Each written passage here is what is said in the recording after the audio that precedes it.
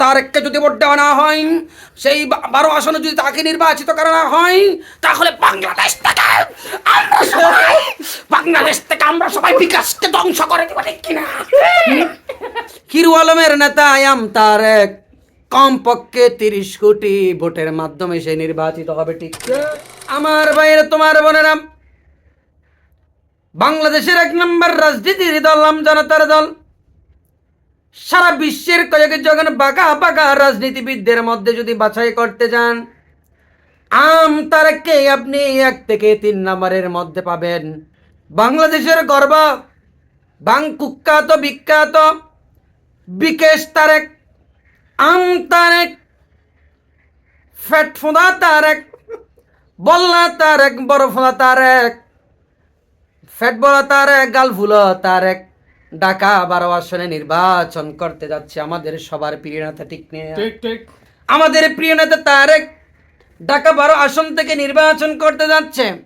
সেই নির্বাচনে আমি এখন থেকে বলে দিচ্ছি, বাংলাদেশের এত মানুষের তার প্রতি ভালোবাসা, সেই ঢাকা 12 আসনে আমি স্পষ্ট দেখতে পাচ্ছি 30 কোটি মানুষের ভোটের মাধ্যমে সেই নির্বাচিত হবে, ঠিক কিনা? বাংলাদেশের জনগণ, আমাকে ধরো, তোমরা শক্ত করে ধরো। বাংলাদেশ আর ধরো, ভালো করে ধরো। না, আমার জজবা উঠে যাচ্ছে, ভালো করে ধরো। আমার কিরে তারা উঠে যাচ্ছে না, আমি শান্ত হতে পারবো না।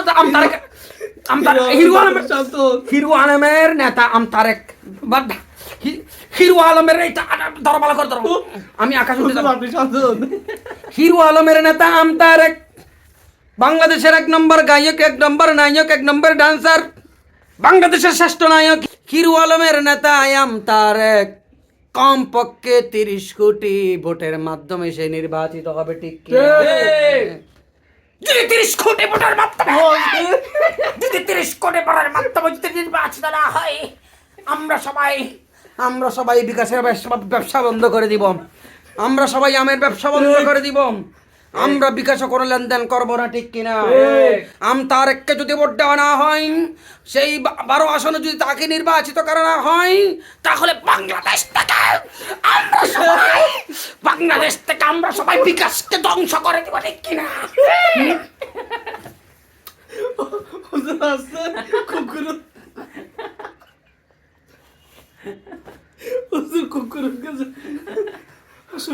ভাই, সুপ্রিয় দর্শক মন্ডলী, আমার জজবা উঠে গেছে, সরি।